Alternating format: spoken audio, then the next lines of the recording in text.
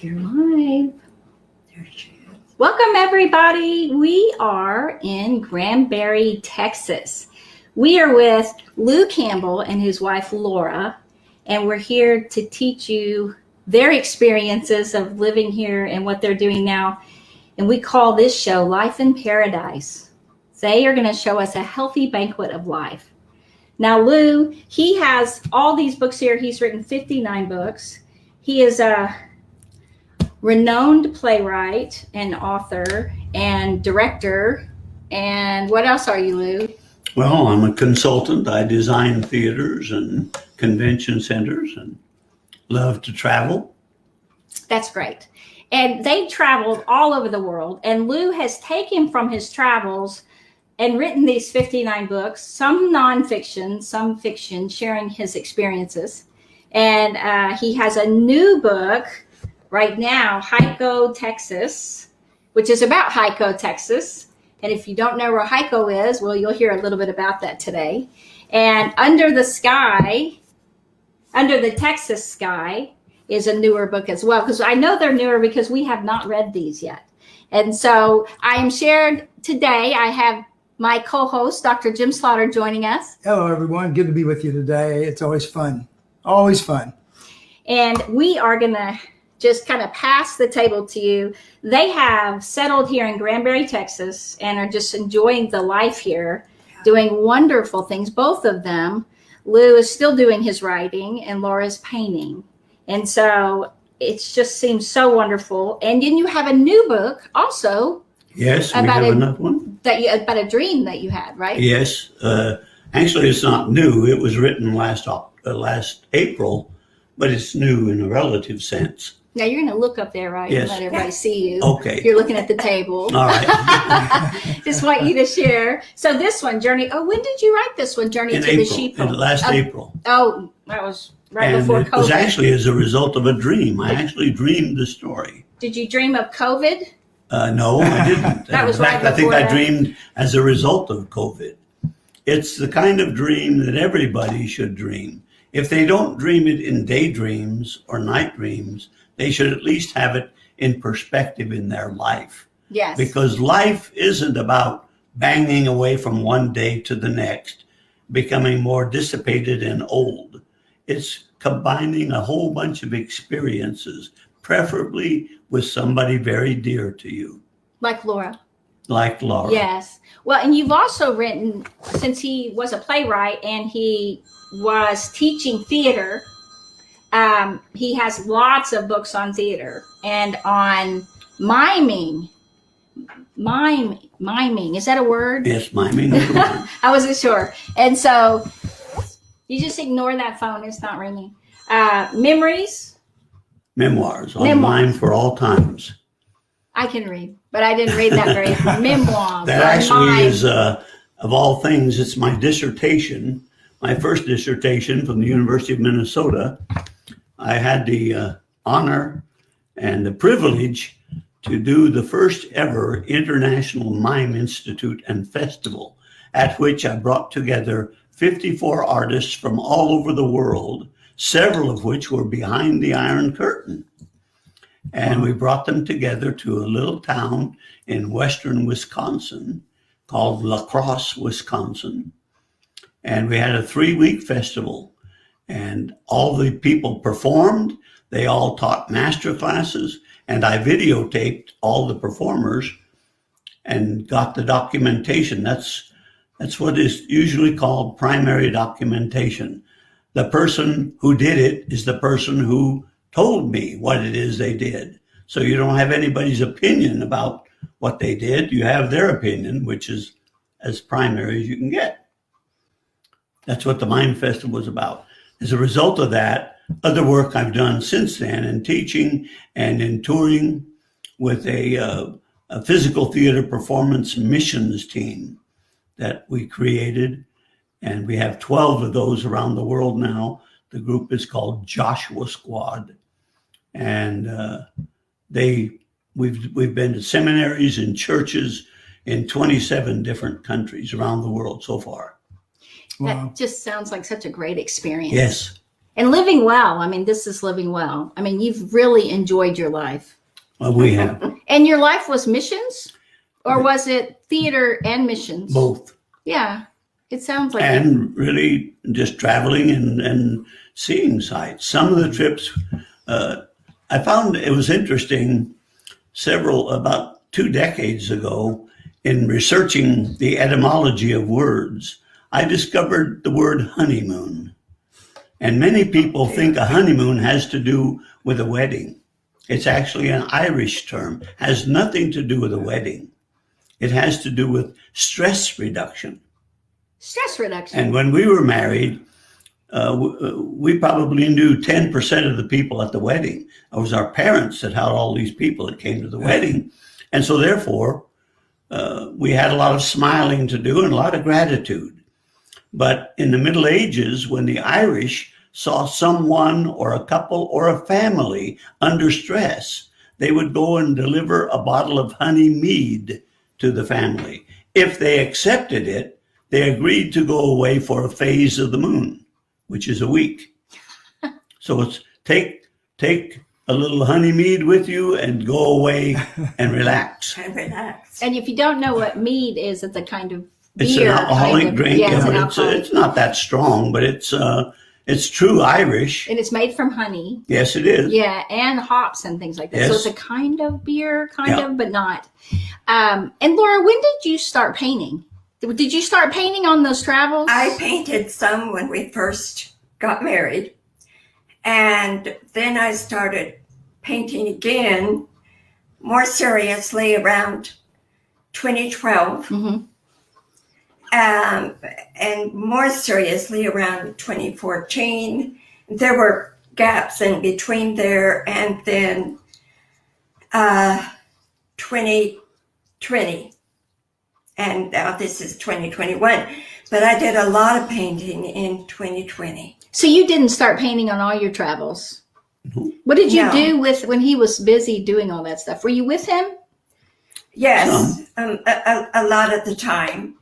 I was with him more after the children grew up. And then I would go on mission trips and speak to women. I would help him with the different performances backstage. I did a lot I took the pictures, and I felt like that was my job, and I enjoyed that. And you took a lot. There are I a lot took of a lot. pictures. Oh, so you did. and I that. was in different places. I would stand on top of the van or stand in the truck and take pictures all over. I bet you had a really good sense of composition, and those pictures were probably exquisite. I bet Yes. they're great, really great. Thank you. I think I did. Yeah. And I certainly enjoyed it. You guys are very popular people. Would you mind if I went and just took the phone off the hook? It's Laura's phone. Oh, take it's- it off, please. It's just. Oh, I know where it is. It's not a home phone. You guys continue. Yeah, Turn up your temple. Is that still on? It's still on, but this will be all edited out. Yeah, it'll be This will be an okay. edited thing. But See, I can't. You There's put that it in thing here. with that phone that it's not very loud. And when we've gone and had it checked, think I I'll don't turn know if mine they're off trying to too get right me now. to buy another phone. I understand. But that rings very quietly. And even though I know my hearing is, I've got the ears in now. Yeah. But, yeah, and other people. Can you see it by the bed? I need your password. She says she needs a password. I'm going to bring Oh. Just bring her the phone. Yeah, that'd be If great. you could just turn it off, that would be great. Did And you then turn we- it off? No, I can't. I just turned mine You have off to have there. a password. Okay.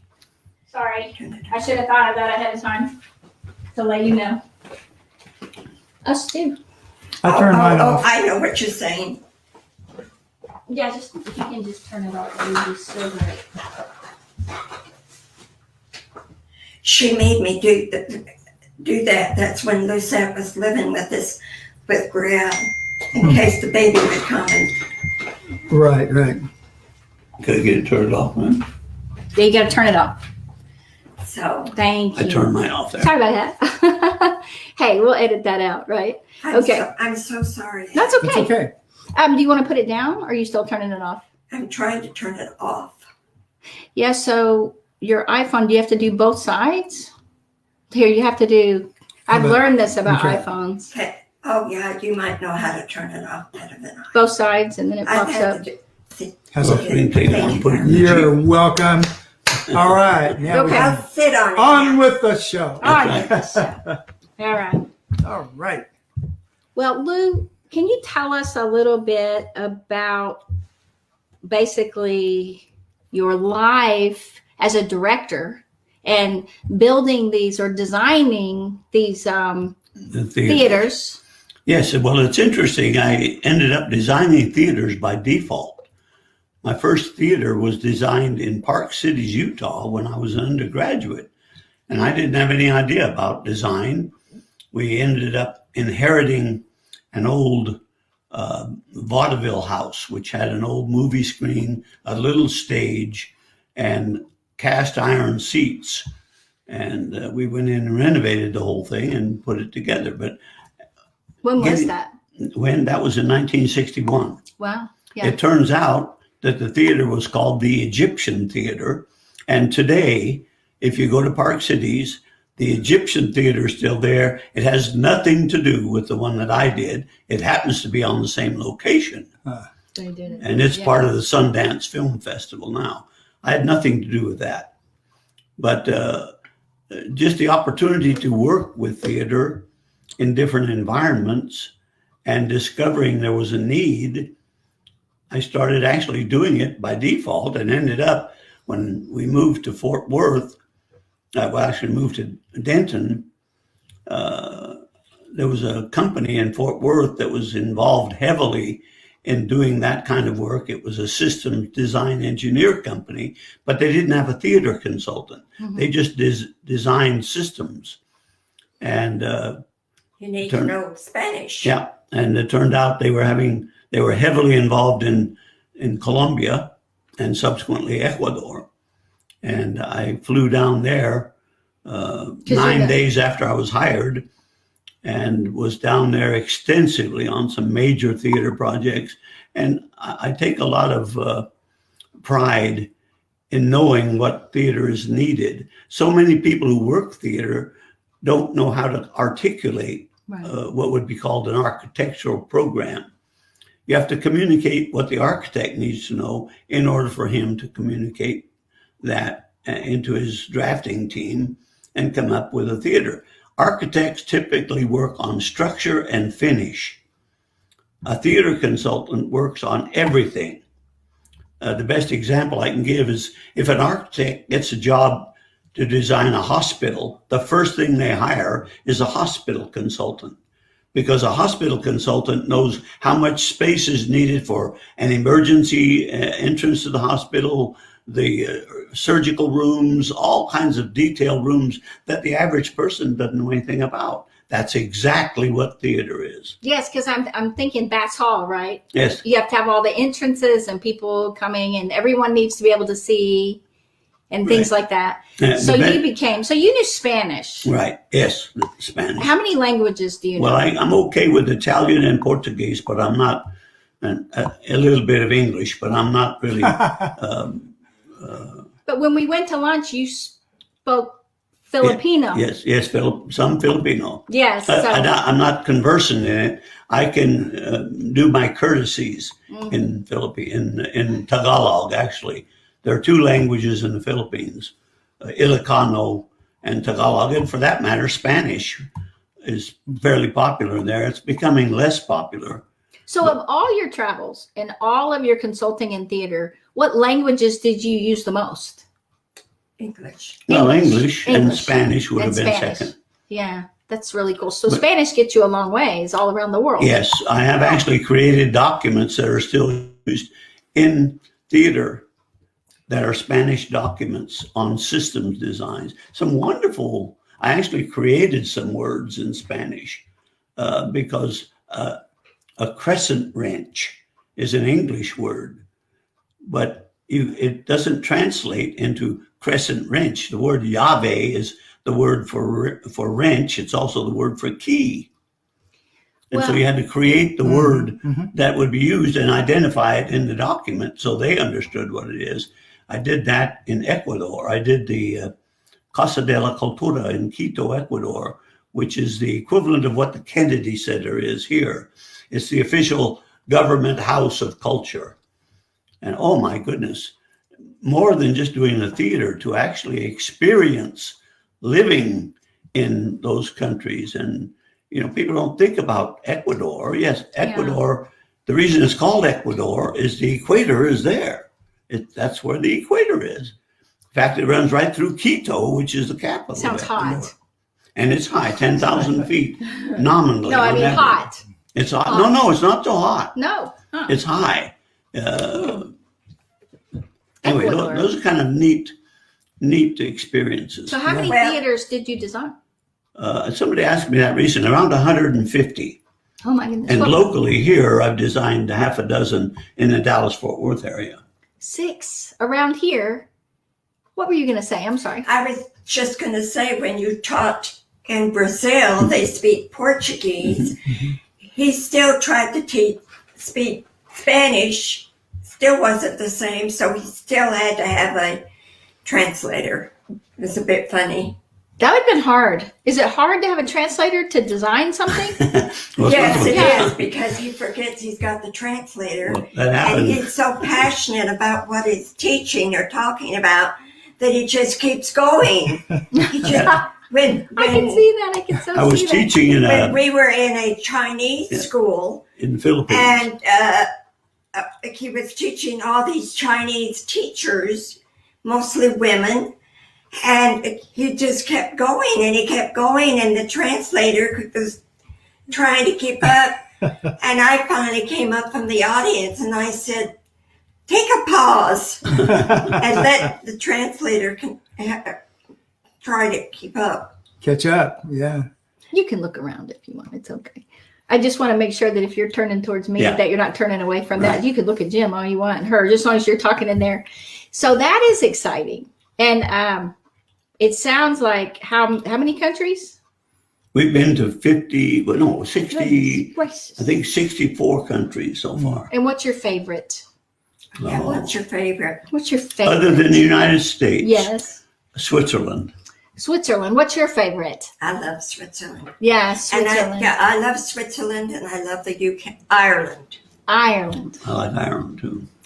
The Irish people love Americans, and they're very friendly. Is that what you loved about it, or was Yes. it also just beautiful? And green. Green, I know. Green. And lots of sheep. Scotland is wonderful, but Scotland, it gets so cold in Scotland that, as Lou said, they keep their mouth very closed when they're talking. And They're you can't ventriloquists. Does that mean they understand mumble? them. No, they don't mumble, but you can't see who's talking. They hold their lips still and they're talking. Really? We saw this in Glasgow. Oh. We were in a meeting there, and I could hear the voice, but I couldn't identify who was speaking. Because they just kind of talk with their mouth most Because of the it's so cold, they just hold their mouth still. They were I know that. introducing him, Yeah. and we were trying to find out who was talking. It was fun. Well, that would make it harder to communicate in Scotland. I had A never, little but I bit. don't know. One-on-one, it wasn't bad. It was just when you're in a group. Yeah. Other than that, just resort to mime and pantomime. Then everybody's quiet. You don't have to worry about who's talking. So have you been to New Zealand? No, I want to go to New Zealand and Australia. Because, it's green. Interestingly, I haven't been to Africa, but I've designed 2 theaters in Africa. And I've never been. One was a television studio in Nigeria. And I've never been there. I just was able to design it and get the designs over there and do it with enough information that they knew what to do. And Well, one of the books that we love, I guess it's a book series, and if you guys have not heard about it, it's called his Paradise series. And it is wonderful. And there are 5 books. Yeah. The first one being Finding Paradise. no, the first one is Red Suspenders. Where is that one? Oh, this one. That's the first one. I Yeah, love we read that that. one. Yeah, Red we Suspenders really enjoyed that. by Lewis Campbell. It explains the red suspenders. Yes, it's so good. And the Slaughters are in here. They The are. Beals Yes, are not we in are. there, but the Yes, Slaughters we are in are. there, and the Slaughters are in all these. They're in all of That's them. right. Finding Paradise, Yeah. Paradise Discovered, Paradise Remembered, Paradise Explored, all by Lewis Campbell. And these books are wonderful. Now tell us how you wrote these. Well, for some reason or other, I don't have a photographic memory, but I remember things, details. And I grew up until I was 10 years of age on a very large ranch in a remote part of Colorado. And that part is called Owl Creek Pass. There is nothing on Owl Creek Pass except ranches. Yeah. And the closest town at the time was the town of Sapanero. And Sapanero was a town on the Gunnison River near the current town of Gunnison. Long after I left there, the U.S. government came in and built a water reclamation dam called the Curacanti Dam, and they dammed up the river, and the town of Sapanero is 200 feet underwater. So it's not there anymore. It's not there anymore. But your memories are there. My memory of the town and other locations in Colorado kind of blend to form the fictional town of Paradise, Colorado. And all the stories, of which there are 25 stories in each of the 5 books, 125 short stories about growing up in ranching country in a small town in the middle of the 20th century. In Colorado. In Colorado. The first movie I went to, they had a movie theater there. There was actually a chain of theaters after the Second World War, and the movie cost 9 cents. And I was given a dime and went in and paid my 9 cents, and they gave me a penny and pointed to the candy counter.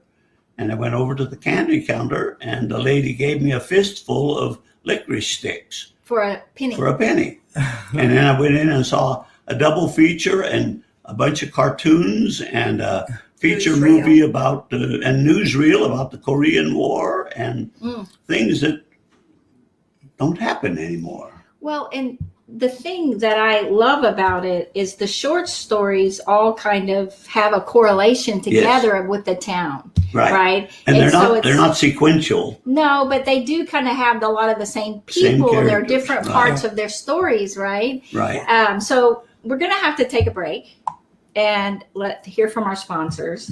And then we'll come back. And I just want you to kind of dive into the making of these books. Okay. We'll be right back. Stay here.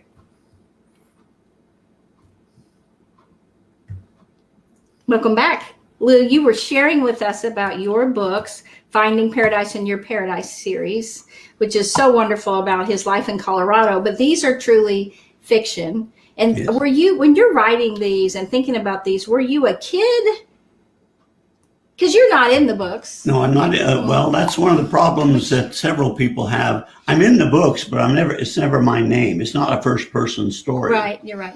And interestingly, the idea of writing the series came at my 50th high school reunion when my classmates knew I was writing, and several asked when I was going to write my autobiography, and when I did, if they would be in it. So you didn't write these until it was how long ago? Less than 10 years ago. Oh gosh. Okay. I mean, because I've just had my 60th high school reunion. That's about when we found them. Yep. So the characters, interestingly, I put my classmates in the book. My classmates' names are in the book, but they are all fictional characters that populate the fictional town of Paradise. Well, you know, what's interesting is the Slaughter Ranch, and you talk about the Slaughters, Right. That's very much about the cattle ranching family here in Texas and Oklahoma. Yes, I didn't know that. I didn't realize that until we got together and talked. Oh, There was a family there that was named the Slaughters, but that the group, the family, I don't remember the actual name of the people who had the very large ranch there. I do remember the cattle hauler, and I used his name without his permission, but it was actually a fictional. It was actually his name was High Pockets Nichols. He was 6'11", and he was married to a 5-foot wife, and everybody knew him. Yeah, his nickname was High Pockets because he had high pockets, and he was a cattle hauler, and so that character is in the book. There may be a couple of others that are like that, but most of them are fictional names, but the characters are actual. And the setting is when? Back when? In the 1950s, in the early 1950s. Up until 59. And it's so enjoyable because it's life back then. Right. In the country, even though it's Colorado. And it's just such a wonderful existence. Right. You know, and Real people and beauty and just even the environment. When a handshake was your promise. That's it. And people followed through on handshakes and things like that. That's right. Your word was your bond. And this is before credit cards. This is the other thing people today can't begin to understand. How did you buy anything? It's called having cash. And imagine that. Yeah, imagine that. And it's also on credit. The store, the Campbell's department store, didn't have credit, but you could put things on layaway. Yes, layaway. And pay for it. And by Christmas time, everything is kind of accelerated, and you got it, and everybody's happy. But such things as having, the first time I had chestnuts roasted on an open fire was an actual experience. I have to tell you, I didn't care for chestnuts. I still don't. They're kind of greasy. Maybe it was the way they were prepared, but they were on an open fire. There's a story about that. So they were roasted. But maybe not roasted to perfection. I'm not sure. These weren't very tasty. But so when you wrote all these, you were writing your memories. That's right. From when you were a kid and your experiences in Colorado. Right. And all the people. Right. And some of the characters are fictional. I adapted the story to fit my purpose and my theme of the story, but some of them are actually true stories. But you changed the names to protect the people. In some cases, yeah. The names, the people who were the characters would recognize them. In some cases, recognize their nicknames. Yes. I played baseball one summer when I was a junior in high school, and I witnessed an unassisted triple play at second base, and that's a story. And the story is called Middle Innings. We won the game, but can you imagine? There was no video cameras. Nobody had it. They didn't know what video was. Right. And I witnessed that, and I remember a lot of detail. There was a very obese Sicilian umpire behind me, and he was leaning over me and sweating all over me as a catcher, and I was having a hard time seeing because of the garlic, and it was that's in the story. Your background in theater, though, helps you develop these characters, and your wording is dramatic, right? Yes. Like it's just like an incredible. You write them in a way that you feel like you're there. And you develop the characters in such detail, really. Right. And I love that even when you talk. I mean, you take your memories and then your theater background. Right. And these go together so well. That's true. And it makes these stories, which is your favorite? You said what your favorite was, Jim. Well, Texas Rising, which is not in the Paradise series. I really love that book, Lou. Yep. Texas Rising. Different kind of book from that series. But I think the one of the series that I like the most, the Paradise series, was Red Suspenders. Red Suspenders. Was the introductory novel. To the whole series. One of the things that fascinated me about that was that one of the very key characters in that is a young woman. That's right. Who takes over the ownership, I think, in the direction of a ranch. And she's challenged by these bubbas out there, and she wins her spurs in a way as the owner and director of what happens on that ranch. And I thought that was an interesting kind of development for a series like this. Where'd you get the idea for that character? For it to be the daughter. Well, first of all, being the father of 3 daughters, I've never considered a woman to be in any way subordinate to a man, either professionally or otherwise. And as it happens, my 3 daughters are not. They're all adults and doing what they want to do in life. And it's not a matter of, it's not that marriage and I hold my bride is in the highest respect. Right. The highest profession you can have as a woman is to care for children, to nurture them and to teach them and to give them discipline. And that becomes obvious. And structure. And yeah, the obvious thing in today's world where families are so fragmented, it really is piteous how few people even know who their mother and their father is.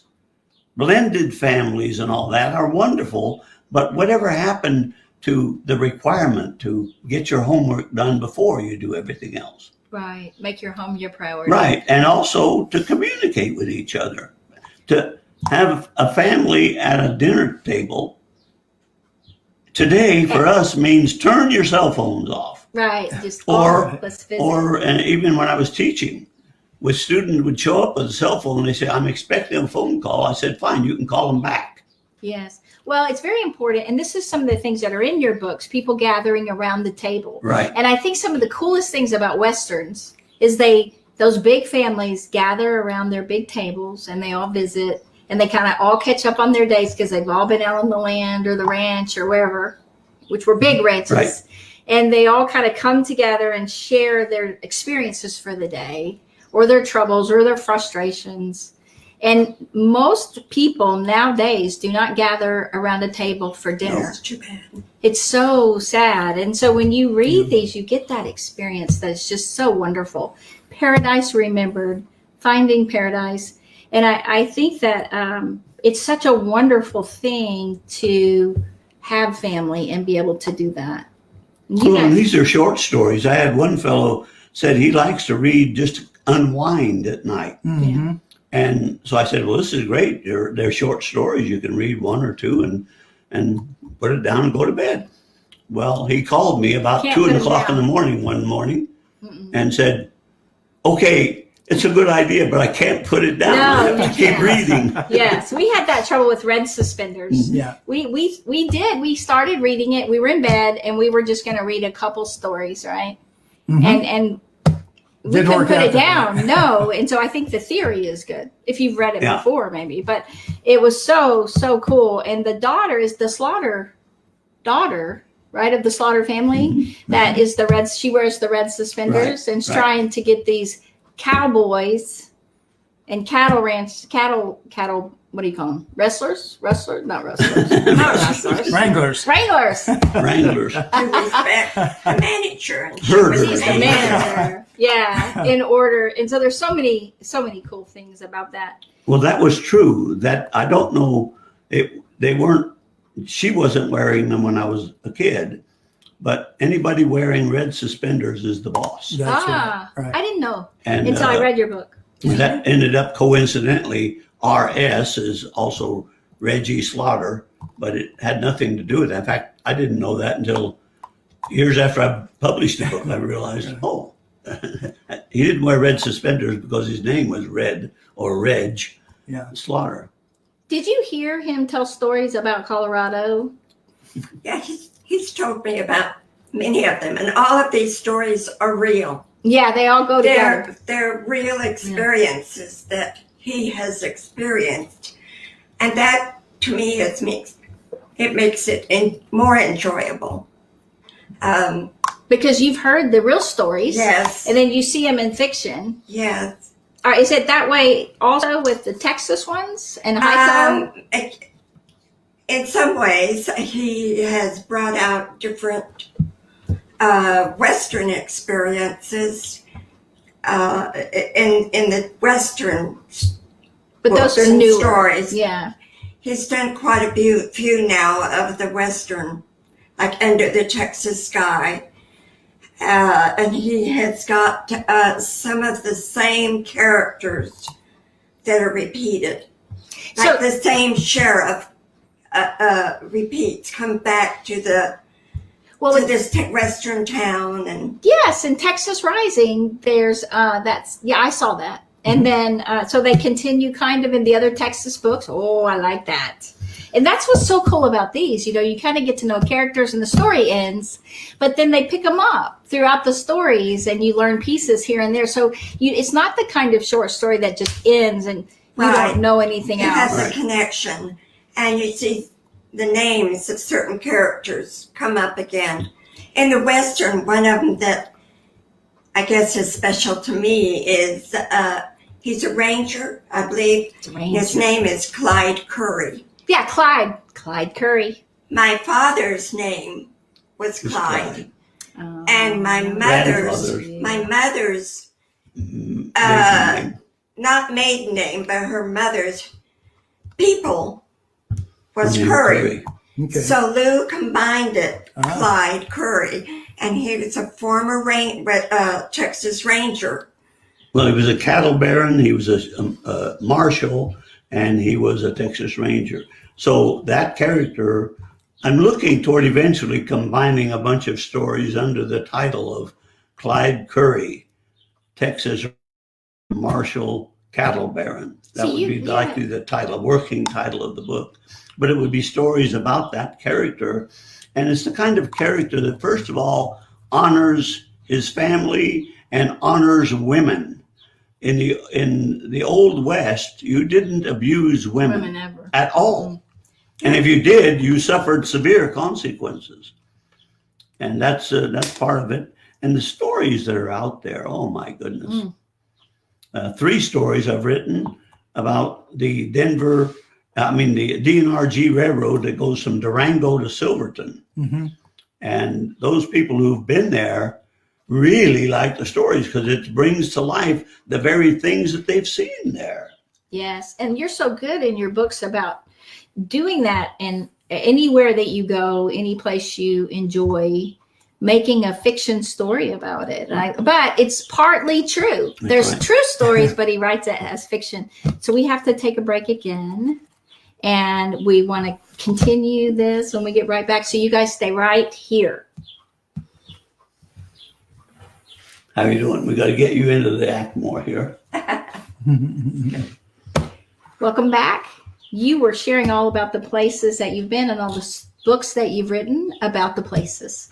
Now, the latest one, Hico, Texas. What brought you to write about Hico? Hico is an actual town. It's about 40 minutes south of here in Granbury. It is in Granbury? It's outside of Granbury. Outside of Granbury. It's south. You go down to Glenrose and then go southwest of Glenrose and you come to Hico.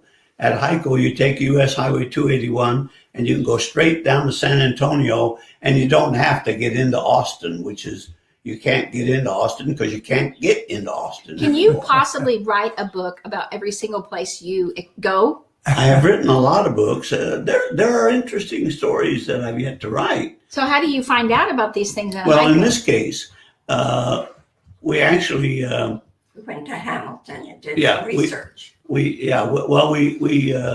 were referred to a restaurant down in Hico. It was a Tex-Mex restaurant, and we were coming back up from down in the hill country. We stopped for dinner, and the whole town the streets were filled with traffic. I thought, well, this is a Thursday night. What's going on? It's a small little town. And so we walked the length of the street, and it was ladies' night out. And a lot of smaller towns are doing that. Ladies, leave your kids with your husbands, and you go out on the town. And we walked the town, and I saw several things. Having had experiences, there's a hotel chain that is associated with a railroad, and the railroad doesn't exist in Hico anymore. But when I saw the hotel, the Midland Hotel, I knew that the Cotton Belt Railroad had to have gone through that town at one time. So we went down to Hamilton, which is the county seat, and they have a museum there. And they were able to get me into the files, even in spite of the virus and all this nonsense. I got in and spent the day researching and came out with a wealth of information that even people in Hico don't even know. So it's always at all the background of Hico and different families that live there and different news articles. Partly that. And the hotel. Yeah. The Midland Hotel. Hotel. Uses that quite a bit. And it's a beautiful hotel. You know, now, And it's obviously still functions as a hotel. Wow. Well, we visited there. We visited other places, and I got the idea. I don't know how. Some people, how'd you come up with that idea? I don't know how I came up with the idea. It was about a family moving from St. Louis to Fort Worth, and the parents come on ahead, leaving the two children with an aunt in St. Louis. So the parents came out to get a house set up and get the business started. They came out by rail all the way across to Kansas City and then down to Fort Worth. Wow. And so they telegraphed, okay, it's time to send the kids. They wired some money, but the aunt was too elderly. And so she simply hired a hack driver to take the kids down to what was then Union Station in St. Louis. It was a huge building. It still is, but it's no longer a train station. Now it's an entertainment complex today. But they get down there, and these two kids, a 14-year-old boy and his 11-year-old sister, have never been on a train. And they're at the left of their own wiles.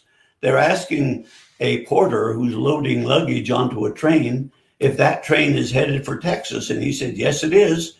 And so they try to buy a ticket from him. He said, no, you can buy it at the ticket window, but it's about to leave. So go ahead and get on and buy it from the conductor. And so they do. And they're about a half an hour going across country. The conductor comes along and said, ticket, please. They said, I could buy it from you. Yes, where are you headed? I'm headed to Fort Worth. He said, you're on the wrong train. Oh. That train was headed to East Texas and ended up going down to Athens. Athens? No, not Athens. Tyler. Tyler. Okay. And it was part of the Cotton Belt line, but it continued south toward Houston. But at that time, it had only gotten, in 1896, it had only gotten as far as Tyler. So they get there, and the people on board said, well, you can get a wagon or a coach and go over to Fort Worth.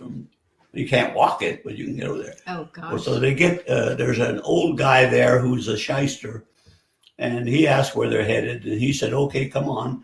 And he takes them, and he kind of takes advantage of them and gets what money they have and leaves them stranded out in the big piney woods of East Texas.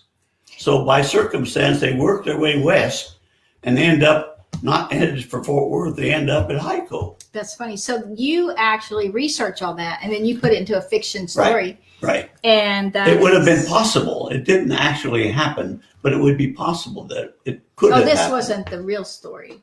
The real story was after they get to Hyco, what had happened there. And those are real events that happened in Hyco. That's it. And people in Hyco love this book. You keep selling out. Yep. They keep wanting it, which I can totally understand. Right. And your last book in Granbury, everybody liked. Was that Texas Rising when we came to that book signing? Yeah, Yep. I think so. Yes. Yeah. Yeah, that was really wonderful. That wasn't the last book, though. That's several books ago. That was August, right? This guy puts out books like crazy. I know. It's one right after the I other. wrote 10 novels last year with being at home, and Laura painted 60 paintings. Yes. And we were both here. We were both having a good time Staying and doing home. what we love to do. So during COVID, that is what you did, right? And I was going to show. Where'd that other one Go go? through. Oh, where'd the one go that I had one out, but you moved them? Uh-oh. Yeah. Oh. Maybe she sold it. Oh, maybe she sold it. It was here. It was. Did you Oh, move just them go around? through them and look. I'm just gonna check. You guys go right ahead. I want to find. Yeah, this just go picture. through them and It was my favorite, but it wasn't a landscaping. It was a. Well, for my purposes, for my theater, I sneak out of my study and watch her paint. That is pure theater. To watch her engage a canvas and make a choice of color and application and all, it's just fascinating to me. I was just about to say that this is art through different media, right? You do art through your writing. Laura does art through her painting. Yes. A bricklayer does art through his bricklaying. Right. I mean, Exactly. and I am so fascinated by seeing someone work who's good at what they do. And to me, it's art, right? Whether you're writing or whether you're painting. And Laura, we love what you do, and gosh, we've enjoyed your story so much, and just look for more to come. In fact, we're going to take some It's home hard with us for me that to we find. haven't read yet. Okay. So I'm going to put these here so I can show them. Just the colors are so pretty. And this one, yes. I have some in the garage, but they're the older ones. Okay. So I wanted to show this one. So this one, I don't know if you can see it very well. And it is just a flower scene. Yeah. That's nice. Flowers against a wood fence looks like. And Granbury has a lot of artists here. Yes. You are in the right town for being writers and painters. Yeah. Yes. I just love the colors in this. That's Very me. pretty. I've just done that within the last 3 days. Just in the last 3 days. Is it finished? Because I grabbed it off the floor. Okay. So Yeah. and then this one, which I'm going to steal after we're done. Is it cricket? I don't know if you I can think it's see. good. You see It's it? good. Ooh, Oh, that's that is nice. beautiful. That's a lot like Monet. Very impressionistic. Yeah, I like the Which I moon. like. Mrs. Monet. Mrs. right Monet. here. And there's Yeah. so many. And so they both love doing that kind of stuff. And you did 60. And how many books did I you wrote write? 10 books last 10 year. books. See what you could be doing. I've written 2 since the first of the year. But it's not, I'm not trying to set any records or anything. I just, when I write simultaneously, I don't write one book and finish it. I often find that I'm writing 3 books simultaneously. Mhm. And if I get hung up on one or something gives me a little inspiration, I'll just save it and jump over to the other one and pick it up and go. Or sometimes I run into what is referred to as a writer's block.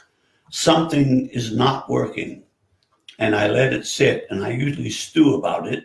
And when I finally discover what I want to do, it is usually pretty obvious. I don't write science fiction or some of the occult stuff. I don't bother with ghost story. Well, When he finishes the book, gets it all done, then he gives it to me and I read it through and I edit it. He has such a passion and he just goes on writing and he loves description. Yeah, so you have, And sometimes he'll just keep going for the whole page as one sentence. she pointed that So out. I go back, I reread it, and I kind of divide it up and put a period here and there and a comma, and think perhaps to make it read a little more smoothly. so that is your job. You do a Yeah. very It's one of good her job jobs. at And that. I- One of her jobs, right? I feel that's important, and Yeah, you I do so want well. him to give them to me. Sometimes 4 eyes are better than 2. Definitely. That's right. Definitely. Sometimes they are. Except I'm usually tapping my foot trying to get her through the book and she's busy doing something else, like painting. Like the painting. One of the things, we actually interviewed Jeff Meek, who he recorded veterans of wars. World War II. World War II was the one that he was trying to get all of those That would be people interesting. recorded so that they could share their experience at war. And so he would record it and then he'd put it in the National Archives. Oh, So he'd give the family a copy because a lot of those family members never Never. heard those stories, right? Right. And so what you were talking about, that you and I were talking about, you were sharing with me, is helping people write things about their family members, to write stories or memoirs or a bibliography, whatever you want to do for like your grandmother or, your parent or something like that, to help you write a story. Were you thinking fiction or were you thinking nonfiction? What were you thinking? It could be either one, but, and I've coached people. I have one person that is obsessed about writing an autobiography, but he didn't realize he has legal issues involved. If he's using people's actual names and actual locations, he could, it could really come back to hurt him. Oh, see, so I never thought about that. So if I was going to write about my mom's life, right, and I use real names, people might not like that. So you would have to change the names. Well, it depends on whether you're going to publish it or you're writing it for the family. Oh, I thought you were talking about publishing it. Well, I was talking about, Writing it for in the many family. cases, people are very interested in Ancestry.com. I'm Yes. not sure why. I guess they want to I know would the be more names. concerned about what the people did, not who they were. What were the circumstances under which they lived? But in order to find that out, you got to know their names first. Well, yeah, but See, given that, I like that. I would like to find out more about that. Yes. Well, But no he one. has his own opinion. Well, and when you go back in the Bartlett family, John Holt, he wasn't a king. He was nobility, right? And so when you, so I have noble blood. I can't tell She holds that. it over my head. He's always Are saying, you hey. a Duchess? So when you look at my mom, my dad, at both sides and all that kind of stuff. When you go back, it's fine. But what you're saying is, no, don't just go back. Get into their life, and like you've done kind of here about different characters. I had the occasion simply by circumstance. My youngest daughter was still in high school, and I had the opportunity to go up and consult in Seattle, where my mother, who was 87 at the time, was living in a retirement home near my brother, who lived up there. Both of them are gone now. But my daughter wanted to know more about Mom, her grandmother. So I went up with a cassette tape recorder, set it down on a coffee table, and said, Mom, Leanna wants to know about you, about your life. I'm just going to turn this on and we're going to chat. And I did. And 3 times in the conversation, she said, is that thing still on? It was. But I said, what's the earliest memory you have when you were a kid? And she grew up, she was born and raised in Brooklyn. And she thought for just a few seconds. She said, my first remembrance was the factory whistles and the boat whistles going off. It was Armistice Day of the First World War. Wow. That's her first. I had never heard that from her. And I thought, I need this stuff. Yeah. And so I pried her about things that I could remember, some of which she verified and some of which she didn't remember. But to hear her tell her story, first person, on a cassette tape recorder, you don't have to ask a lot of questions to prime the pump. No. And you can go to any retirement center anywhere and just go in and start talking to the people. Yes. They love to share their stories with them. And the families are not interested. Oh, can you go in now? I don't know that we can go in yet. Can we go in now? Yeah, now you can. Yay. But. Well, and you're right. Like part of it, like my grandmother, I started when she was her last year, I just started writing everything down. And I was just asking her questions. So I was staying with her and asking her, what books she read as a kid, what were her favorite shows she watched, what music did she listen to, did they have school dances, all that kind of stuff. And realized she was born in 1908. And so she was talking about, they had oil lamps and then they eventually got electricity. And so they turned the oil lamps into electric lamps. And I have one of those. And then, then so many, and they were the first ones to have a car in their area. And so she just went through, of course, you think of everything that's been invented between 1908 and now. It was amazing. And so many things happened. Gosh, yes. So many things happened. And like her dating. And it's so interesting. Oh, gosh. Well, and my dad, like my mom had always said that my dad, he would just, without even listening to her, he would go buy a car and come home with a new car and wouldn't even talk to her about it. And she would say this, it's kind of those stories people tell, like, and she would say this sometimes when she was mad about my dad. And so I always knew my dad liked nice cars and he would just go buy a car. Well, I had never talked to my dad really about it because my dad didn't gripe about it. He didn't gripe. So I was with my dad one day and he was saying something about my mom. And I said, she told me about you just going out and buying a car, like all those cars, you just go buy a car. And he goes, she did it first. Well, see. I was like, what? She did it first. No. Really? And went in, Mom, I can't believe Dad said you did it first. And she was like, what? Did you really do it first? Well, Yeah, small little thing Yeah. that she left out. And so I started writing these things down, right? I got to write these stories down. And I hadn't thought about putting them in a, because they're just things I write about my family. But that would be really, really neat.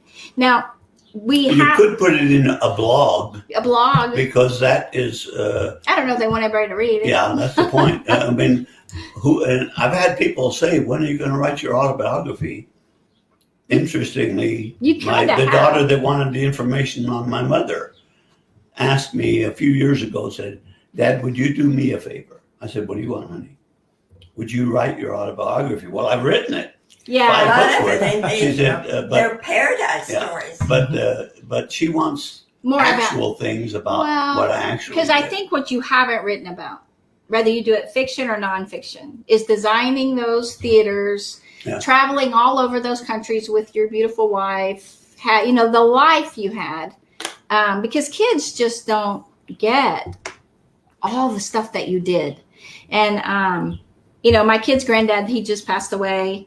And we're going through all this stuff. And he was a genius. I mean, he knew how to fix anything. And he flew up. He had his own airplane. And he did roof metal decking on buildings. And so you look at all his background and his resume. I found his resume. Wow. I found all like his, it has all his degrees and different places. Now he did it over time because he was also in the military and structural engineering. And so he's got mathematical formulas and books he's trying to figure out. And he was just a genius. But you don't realize that. Right. And even I was like, wow, what we didn't know. I mean, I knew he was smart and I knew kind of what he did, but he retired early. He made a lot of money early. So he retired in his 40s and he did kind of stuff on the side, but you just don't know. And that's what she's wanting to honor you with, I think. Well, she to know all of specifically that. wanted more information about growing up on the ranch. Oh, well, that's cute. And I can tell her a lot of it was kind of boring. I had to weed the garden about every other day. And the biggest problem was morning glories. They don't have them down here, but boy, you get morning glories, they take over everything. Anyway, those kinds of things are. You should write that. You should I write. have. As a kid, so I see what she's saying. It's not as fun for you to really write about yourself, though. Well, and the funny thing is, I've written it. I've written 250,000 words. And I haven't even got to the point where she was born yet. Oh, yeah. Good. Hey, well, she wanted it. She asked She wanted for the it. earlier part. I got that Yeah. for her. So that's good. Yep. 250,000 pages. No, words. Oh, cool. I was like, that's a lot of There's a quarter-million words. difference. That's big print, not that big. Okay, well, let's take a break. And when we get back, I want to hear about your life here. What this wonderful life. You found paradise here in Granbury. And your kids are not far away. And I want you to share about that. So we'll be right back. Stay right here. We just joined the opera group. Did you? The Upper And we Guild talked here is with- very Okay, so big. hold that, because we're going to come right back. Okay, so We let me. haven't gone to a meeting. We literally just joined. Hold on. Okay. Okay, we're back with Laura and Lou Campbell. We talked all about his books and about their travels around the world and writing. And Lou's writing, and all his books are here. You can't see them, but he's got 59 books. And Laura's 60. I don't know how many paintings she has over here. And just their wonderful life. But now we want to hear about Granbury. They have settled here in Granbury, Texas, and it is a paradise here. So their books are called Paradise Remembered, Finding Paradise, all those kinds of things. And now you're kind of in your own paradise. We're really enjoying it, and we're trying to get more involved. In 2019, when we first arrived, I looked for a group of people or people that were interested in or in the arts.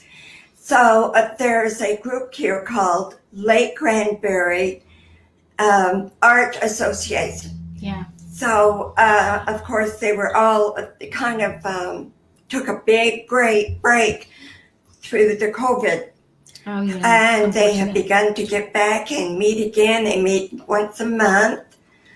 And I'm a member now, and they have presentations. And I have found out now that they will begin during the summer and have showings and sales of art. So I'm looking forward to that. And you joined the opera club. Yes. Opera, is it the Opera opera Guild, I think Opera it's called. Guild. Join the Opera Guild. How is that? Well, the Opera Guild is actually the group that is behind performance. The Granbury has the Granbury Opera House down on the square. It was built in 1893. It's And been they have- active ever since. Granbury Live. Granbury And, Live. uh, And what do you Granbury think Live of it? is- With all your travels and all your theater work, what do you think of it? Well, it's designed for in a positive sense, a provincial community. They're not. It's not going to cater to It's like- world-class opera or Like anything Bass that. Hall, per se. Although we're looking at bringing in some, that is my work, would be bringing in some world-class opera people that would stand Fort Worth and Dallas on its head. Yeah. The people I'm talking about, they would love to have, but it Yeah. ends up they're either friends of ours or proteges, former students of mine. Opera And in that a sounds, minute. yeah, opera in a minute. We would sing the major arias from the major operas by major singers. And I just spoke with one on WhatsApp. He is stuck in Italy. He's a major singer at La Scala. He would love to come, but COVID is still locked down over there. Oh, they're still Everything locked is down in going- Italy. They weren't, and then now they are. They are now, Wow. just as of yesterday. Europe. He's very interested in coming. It's a question of logistics. When Yeah. they can But that kind of thing is the kind of thing that we could help with Granbury because of our resources and Right. assets and contacts. That'll be And great. it would really make everybody say, "What? Granbury? It's just that little town out there on the river." No, it isn't. It's a significant town out here with not a lot of people. Oh, it's a very nice town. Very nice town. And the lake. And Beautiful. you have all the land behind you with the horses. Yes, It's Yes. just so gorgeous. So gorgeous out here. we and love friendly people. we love Yeah. where we live because on our back little patio we can look across The lake. their beautiful ranch with black Angus cattle, white little midget horses, Midget. We know the longhorns. people that live there too. So of it's course. so fun. It's so interesting and very peaceful. Very peaceful. I agree. Don't you agree? I do. It's a Yeah, nice it's a place. beautiful town, beautiful city. Yeah. And that's the thing. I know for you both, you believe in doing ministry. And you've worked with DTS and you're friends with Jeannie and Howard Hendricks, the late Howard Hendricks. And how is that kind of unfolded into your theater Oh, and my everything goodness. you've done? We don't have enough time. That's okay. We can edit. I think every life experience, if a person wakes up in the morning looking for what joy they're going to get out of that day, they're going to find it. Of course, if they're looking for what pitfalls and what negatives they're going to find, they're going to find that too. Right. That's right. It has to do with attitude. So seek and ye shall find. So whatever you're seeking is what you'll find. Predictably, if you're looking for something interesting, You'll find you'll it. definitely find it. Yeah. And it's not just one thing. It can be a whole series of things. And it's not just us. I know a lot of people around the world. You know, it isn't the ideal thing. The one thing about being born is you're going to die. Get over it. How you end up dying is not the important thing. It's the question is what you do before that. So ministry and theater. Is just part of life. Yeah. So did you work with DTS at Yes. all? Or I taught there. Guest taught. Yes. With Reg Grant or Yes. doing Right. theater different. I wish they did more there. I wish they did too, but their preoccupation is a different focus, and it's Right. okay. Unfortunately, most seminaries, of very few exceptions, focus on hermeneutics and church history and Church Greek planting. and not ministry. But you could do it through, no, that's okay. Because you could, like Reg Grant worked so hard to try to bring more theater there and more arts. And then Don Regier, who was in the media, he did really wonderful things. So, so who have you worked with a lot for Christian Well- theater or biblical? Go ahead. Well, when I had one of my mentors got me to the Philippines in 1991, And amazingly, that experience was something. I bet. I had the round trip ticket, unredeemable, and Mount Pinatubo blew up, which totally stopped traffic in Manila by air. The engines would ream because of this volcano going off 60 miles north of that. You couldn't fly in. Right. Yeah. And so when I finally went, I got as far as as far as Seoul, Korea. Waiting there, the volcano was going off, and next thing you know, they said, everybody board, if you're headed for Manila, board now. And a typhoon went through Manila and settled the dust, allowing the plane to get in. So I get to Manila in the middle of a typhoon where there's a volcano going on. Not exactly what I thought about. But I ended up teaching in 5 different seminaries in Metro Manila there, and really speaking and presenting. And they all were interested. And then 5 years later, another seminary adjacent to there, the Asian Pacific Nazarene Seminary. The dean of that facility was in Kansas City in January of 95.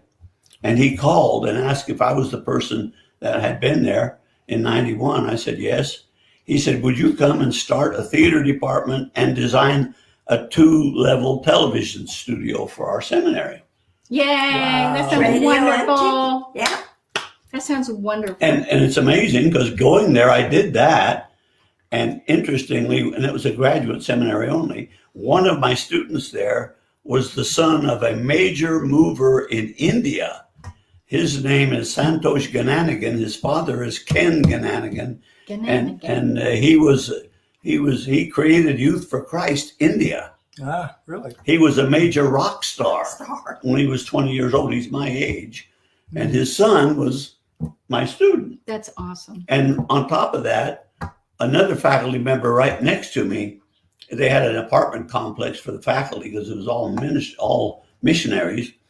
And he came and introduced himself and asked if I played tennis. I said, I love tennis, but I didn't bring a tennis racket. Well, he happened to have 2. And he said the tennis court up at this new private school, Christian school for missionary kids. It was up about a mile up the mountain there.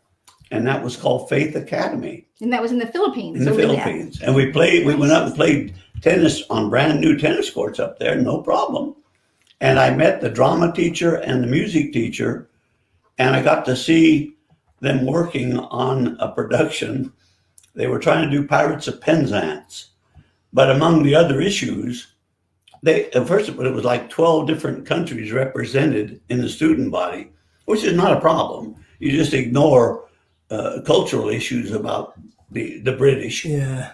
And they got to the stage fight between the pirates and the police, and the pirates drew bamboo sticks. And what they didn't know is dried bamboo, if it splinters and gets in your eye, you will go blind. Oh, wow. The chemical composition will make you go blind. Did you They didn't know that.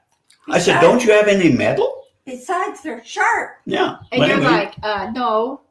And so they didn't know what kind of metal, but they sent me down to the maintenance shed. I get to the maintenance shed and meet the 3 people that are there. And I said, do you have a welder? Because I was passing concrete with rebar in it. I said, okay, we got metal here. And they said, well, yeah, they were just given a MIG welder, but they didn't know how to use it. Oh. So I said, well, bring it out here. And I taught them how to use the MIG welder while I was So they can working on cutting swords. and cutting swords. And I made a whole set of swords. They were not sharp, they were clanky, but it was a whole lot better than bamboo. Oh, I didn't know that about bamboo. I didn't either. Yes. No, you just read up So on you it. had a lot to teach. Yeah, and out there, I mean, then I designed the theater for them. Gosh, that's great. And that theater finally I designed it in 95, and it was finished in 2008. And our group has gone back and performed in the theater. Talk about a joy. Oh, How would you like to go into a building that you designed and you know exactly where everything is because that's where you designed it? Yep. And that's what was good. Does it ever amaze you, or do you ever cease to be amazed, maybe I should put it that way, about the people God brings into your path? Amazing. It blows me away because we have so many people that we are common friends between That's us. right. You know, people that we've known and you guys have known. But beyond that, you know, God has put into your path and put you in the path of other people to develop the kingdom here, and that's a powerful thing. There's no doubt that And that's the case. continues. Yeah, and it's Recently. we gave up Christmas cards because we couldn't afford it. We There have were like so 5,000 people on Yeah. our email list, and so we write what is called the Campbell Christmas Chronicle. And it's a year summary, year after year, with some pictures. And some people change emails, and then they write us, say, "Hey, we didn't get your."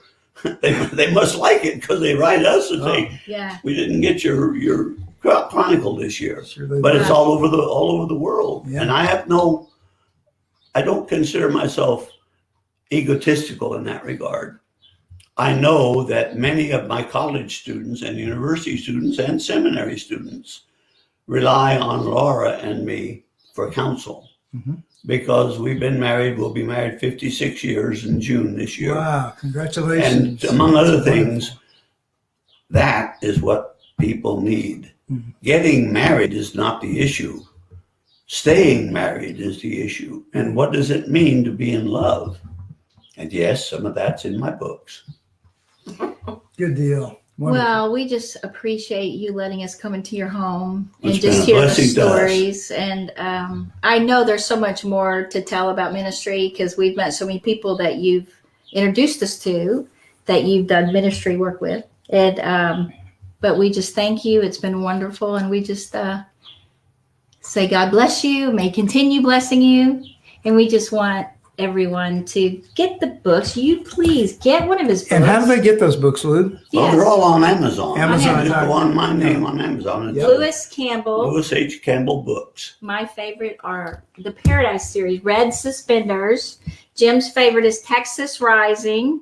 It's a different kind of story, though, you know, Yes. because I love the Paradise series. It's Texas Rising, a bit different story. Yes. Well, my and- personal favorite what's yours? is one is called The Eternity Ring. The Eternity And it's Ring. about a woman who loses her parents at the beginning of the Second World War. See that one. And she starts searching for them as she gets older and older, and she finally finds them, and it has nothing to do with who she thought they were. Ah. So that's your And favorite. what's even more importantly, as I finish the book, I'm sitting on the sofa wondering what I'm going to use for a cover, and I'm looking at it. It's one of Laura's paintings hanging on the wall. That's No wonderful. kidding. So if you look at that book cover, What's it called again? it's called The Eternity Ring. The Eternity Ring. And then this one about your dreams, Journey to the Sheepfold, Yes. a dream of the undiscovered country. I got to read that one. I'm going to have to Yeah, we take this may one. Oh, have that was to- my gift. I get purchase this it. one, and Oh, Jim that's gets that That's one. it. That's right. Yes, thank you guys. Thank and in the you. meantime, This is my we will see birthday you present. next week. And you guys just remember, keep getting better. Get better. Amen. Amen. Keep watching. There you go. That's- All I right. think Oh, we that's forgot to pretty say, good. if you Yeah, like the beautiful. video, just Now you'll have to You send me edit a copy of that. I'll short put it on my blog.